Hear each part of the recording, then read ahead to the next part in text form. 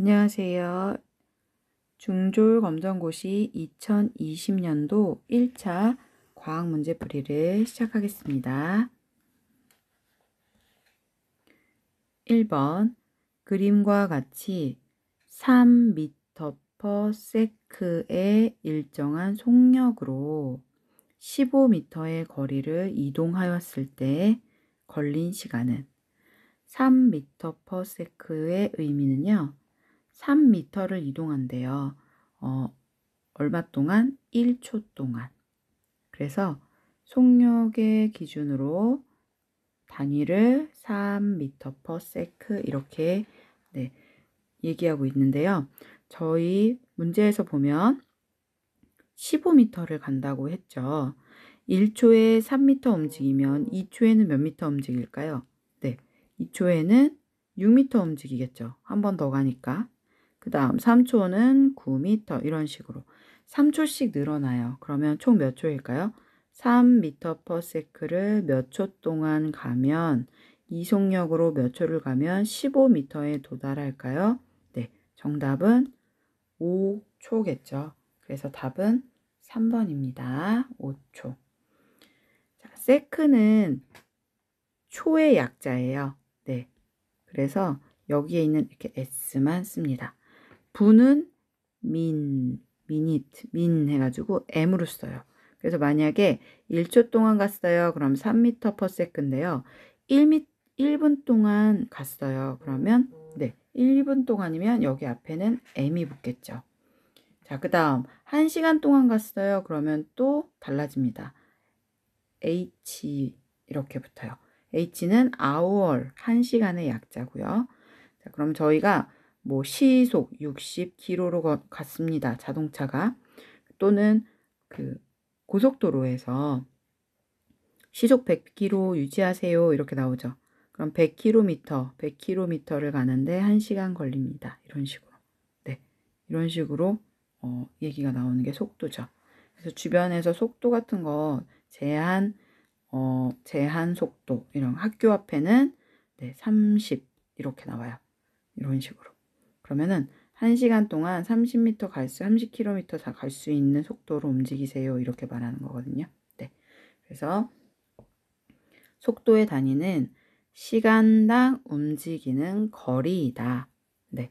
시간당 움직이는 거리를 속도, 속력 이렇게 말합니다.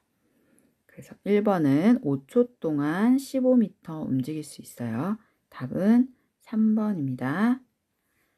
2번. 다음 실험을 통해 알 수 있는 열의 이동 방법은?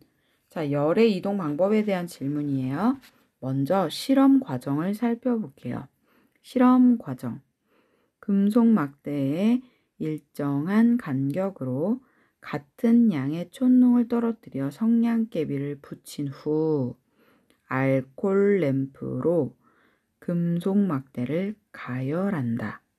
실험 결과 알콜 램프에서 가장 가까운 성냥개비부터 차례로 떨어진다. 성냥개비 붙여놓고 여기부터 램프에 불을 지폈습니다. 그러면 어디가 가장 먼저 뜨거워지죠? 네, 여기죠. 그러면 1번 성냥개비가 먼저 떨어지겠죠. 열이 옆으로 전달되니까요. 그 다음 더 옆으로 전달이 될 때 2번 성냥개비가 아래로 떨어집니다. 자, 이렇게 열을 받아서 물체와 물체 사이에, 고체와 고체 사이에 전달되는 열로 인해 일어나는 현상을 전도라고 말을 합니다. 네. 그러면 2번 열의 이동 방법 뭘까요? 4번 전도가 되겠습니다. 자, 여기서 1번 굴절. 자, 굴절은 어떤 때 쓰냐면요. 빛에 관련돼서 나오는 용어예요. 유리컵에 빨대를 꽂아놨는데요. 이렇게 빨대가 들어가 있는데 이 빨대가 분명히 일직선으로 꽂혀 있는데 마치 꺾여져 있는 것처럼 보일 때가 있어요. 네, 이렇게 꺾여져 있는 것처럼 보일 때가 있는데 이럴 때 굴절 현상이다 라고 말을 합니다. 네. 빨대를 이렇게 넣었는데 꺾여져서 보일 때가 있어요. 네, 이럴 때 빛의 굴절로 인해서 생긴 현상이다 이렇게 말해요. 대표적으로. 다음 빛에 관련 형상 2번 대류. 대류는 성냥개비와 이 금속막대는 고체 대 고체로 열이 전달될 때고요. 대류 같은 경우에는 대류는 액체와 기체 현상으로 인해서 나타나는 열의 이동 방법입니다. 그러면 어떤 예가 있는지 쉬운 예는 저희 주전자 물 끓일 때 냄비에 물을 끓여요. 이렇게 냄비에 가스에 올려놓고 물을 끓이면 처음에 담겨져 있는 물 분명히 찬물이었죠. 온도가 모두 똑같은 찬물이었는데 자 이제 열을 가하면 액체가 뜨거워집니다. 어디 부분부터 뜨거워질까요? 밑에 부분부터 뜨거워지겠죠. 자 이렇게 밑에 부분에 이제 열이 생기면 이 열이 어디로 올라갈까요? 위로 올라갑니다. 뜨거운 건 항상 위로, 차가운 건 아래로. 그럼 위에 있던 차가웠던 물들은 어디로? 아래로 내려옵니다. 자, 이런 식으로 해서 열이 전달되면 냄비 안에 물들이 전체적으로 다 뜨거운 온도로 변하겠죠. 자, 이런 현상을 대류라고 말해요. 3번 반사. 반사는 빛이 반사된다. 저희 어떤 때냐면 휴대폰 화면에 햇볕이 비쳐서 누군가의 눈이 부실 경우, 유리, 거울 이런 식으로 빛이 반사되어서 눈이 부실 때 반사되었어 이렇게 말하죠. 네, 그 경우는 반사인 경우에는 어떤 경우냐면요. 자, 유리 여기 바닥면이 반사면이에요. 유리나 핸드폰 화면이나 이런 면에 빛이 들어옵니다. 이렇게 들어왔는데 흡수되는 게 아니라 어떻게 되냐면 꺾여서 다시 밖으로 튕겨 나가요. 빛이. 그래서 눈에 비치면 눈이 부시죠. 이것을 반사라고 이야기해요. 1번과 3번은 빛이 이동하는 방법을 설명하고요. 2번과 4번은 열, 뜨거운 온도로 인해 생기는 현상에 대한 이야기였습니다. 그래서 2번 답은 4번입니다. 3번 공기 중에서 렌즈를 통과한 빛의 진행 경로로 옳은 것은 자 빛이 이동하는 걸 한번 볼게요. 렌즈가 나옵니다. 렌즈는 두 가지가 있어요. 자 볼록 렌즈가 있고요. 오목 렌즈가 있죠. 볼록한 건 어디를 보고 볼록하냐? 거울 옆면, 렌즈 옆면을 봤더니 볼록 튀어나온 거예요. 그리고 오목은 반대로 쏙 들어갔죠. 자, 빛이 들어갑니다. 그러면 빛이 들어가면 볼록 렌즈는 어떻게 되냐? 빛들이 가운데로 모이는 효과가 있어요. 네, 이렇게 꺾여서. 오목 렌즈는 반대겠죠. 퍼집니다, 바깥으로. 그래서 이 경우를 봤을 때, 자, 1번. 볼록 렌즈 같은 경우에는요. 어디서 많이 쓰이냐면 저희가 크게 볼 수 있는 효과가 있어요. 물체의 빛이 가운데로 집중되면서 그 보여지는 글자가 크게 보여요. 그래서 어떤 때 돋보기. 그 다음 도서관 같은 데 가면 확대경이 있어요. 신문 같은 거 글자 너무 작으니까 확대해서 볼 수 있게 확대경이 있습니다. 그 다음 자동차 거울 같은 경우에서도 볼록 렌즈를 사용해요. 자동차 거울은 뒤에서 오는 다른 자동차 또는 다른 물건을 좀 더 크게 보이게 해줍니다. 오목 렌즈는 반대로 볼록 렌즈와 반대로 오목 렌즈 같은 경우에는 집중해서 보여줄 수 있게 해줍니다. 더 또렷하게. 자, 그래서 가장 대표적으로 쓰는 거는 현미경. 현미경 가운데에 세포 맞춰가지고 집중해서 보여주죠. 그 다음 치과 의사들이 쓰는 거울이 있어요. 치과 의사용 거울. 이럴 때도 오목 렌즈를 써줘요.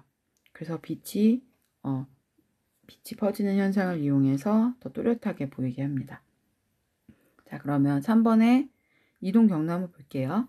1번 어떻게 된다 그랬죠? 1번 네, 모인다 그랬죠. 그런데 일직선이니까 잘못됐죠. 자, 볼록 렌즈는 빛이 가운데로 모입니다. 2번도 잘못됐죠. 오목 렌즈는 빛이 바깥으로 퍼지죠. 그래서 3번도 틀렸고요. 4번이 정답이네요. 네, 4번이 맞습니다. 그래서 3번 답은 4번입니다. 자, 4번. 어떤 물체가 지표면에서 10m 높이까지 올라갈 때 높이와 중력에 의한 위치 에너지 관계를 옳게 나타낸 것은, 자, 볼게요. 높이가 높아질수록 위치 에너지는 땅에서부터 올라갔을 때 생기는 에너지거든요. 높이가 높아지니까 위치 에너지도 당연히 높아지겠죠. 자, 그러면 자, 그래프를 보실 때 오른쪽으로 0에서 오른쪽으로 10m까지 지금 범위를 정했고요. 0에서 위쪽으로 위치 에너지를 정했습니다. 위치가 높을수록 높아야 되는데 여기가 0부터 시작해서 1, 2m, 3m 쭉쭉쭉 가서 10m고요. 위치 에너지도 마찬가지로 1, 2, 3, 4, 5, 6, 7, 8, 9, 10 쭉쭉쭉 위로 올라가면 더 커지죠.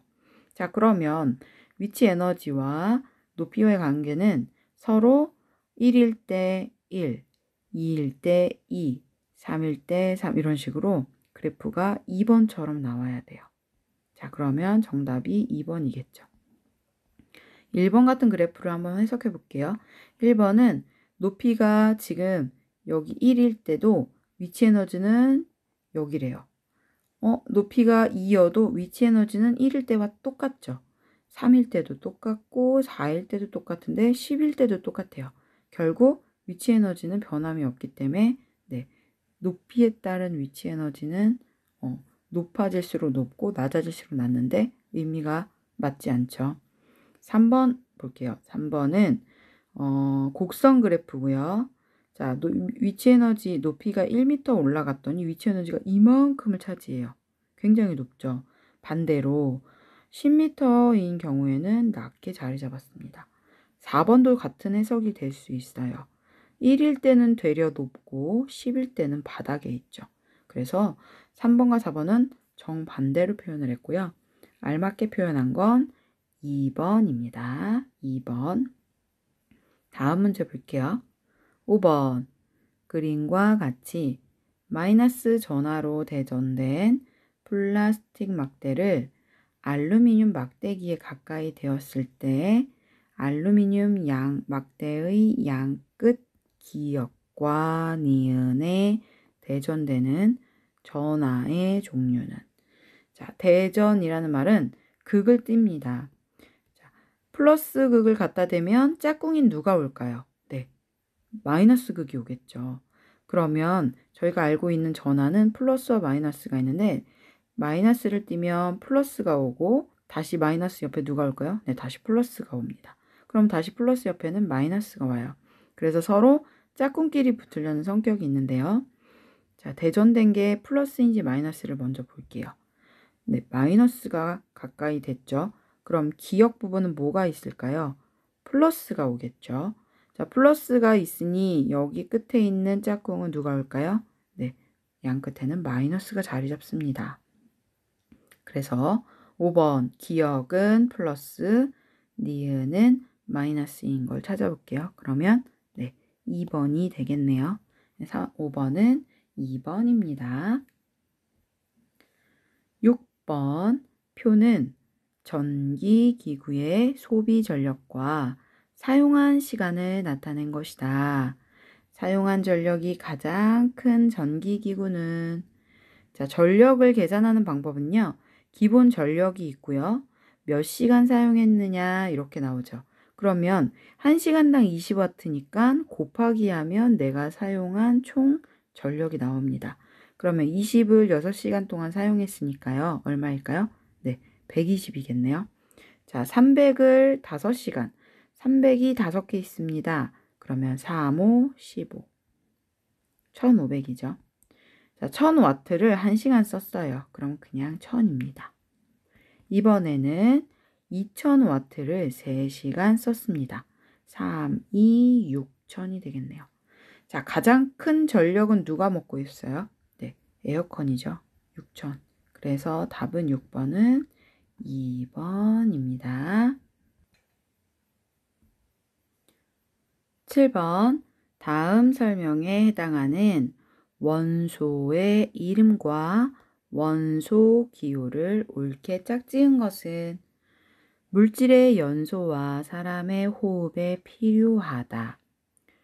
지구 대기 성분의 약 21%를 차지한다. 자, 사람이 호흡하는 데 필요한 게 뭘까요? 네, 산소죠, 산소. 산소. 자, 산소는 원소 기호로 O 이렇게 말합니다. 자, 그러면 알맞은 거 찾아볼게요. 1번 수소 H, 2번 수소 C, 3번 산소 N, 4번 산소 O. 자, 원소 기호 알맞게 짝지은 걸 볼까요? 1번 수소, 2번 수소. 자, 수소가 두 개인데 하나는 H고 하나는 C죠. 자, 2번에 나와 있는 이 C는 탄소입니다. 네. 자, 3번 산소 N, 4번도 산소 O. 산소는 O죠. 그러면 N은 뭘까요? 질소입니다. 질소 기호가 N이에요. 자, 잘 알맞은 답은 7번은 4번 되겠습니다. 8번 그림과 같이 1기압일 때 부피가 20리터인 어떤 기체가 있다. 압력을 2기압으로 높일 때 이 기체의 부피는, 자, 위에서 누르는 거예요. 기압은, 압력은 1기압일 때는 20리터였는데요. 위에서 2기압 2배 더 눌렀습니다. 자, 그럼 몇 리터일까요? 네, 보기에도 딱 아시겠죠? 절반으로 줄어듭니다. 그래서 답이 2번입니다. 10리터. 9번 다음과 같이 실생활에서 혼합물을 분리할 때 공통적으로 이용하는 물질의 특성은 원심 분리기를 이용하여 혈액을 혈구와 혈장으로 분리한다. 좋은 벽실을 고를 때 소금물에 넣어서 물에 뜬 쭉정이를 채로 걸러낸다.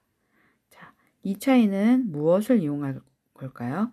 1번 밀도, 2번 녹는 점, 3번 어는 점, 4번 끓는 점. 어떤 게 맞냐면 1번 밀도입니다. 자, 원심 분리기는 기계 안에 이렇게 혈액을 그 샘플로 채취해서 안에 넣고 엄청난 속도로 계속 회전을 시킵니다. 자, 이렇게 회전을 시켰을 때 가벼운 건 위로 뜨고요. 무거운 건 밑으로 가라앉아요. 그래서 구분을 할 수 있게 해주는 기구, 실험 기구고요.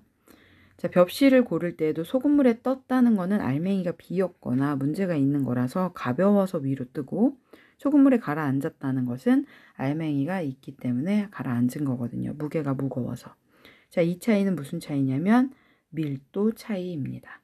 네, 그래서 9번은 1번입니다. 10번 다음은 수소와 산소가 반응하여 수증기를 생성하는 화학 반응식이다.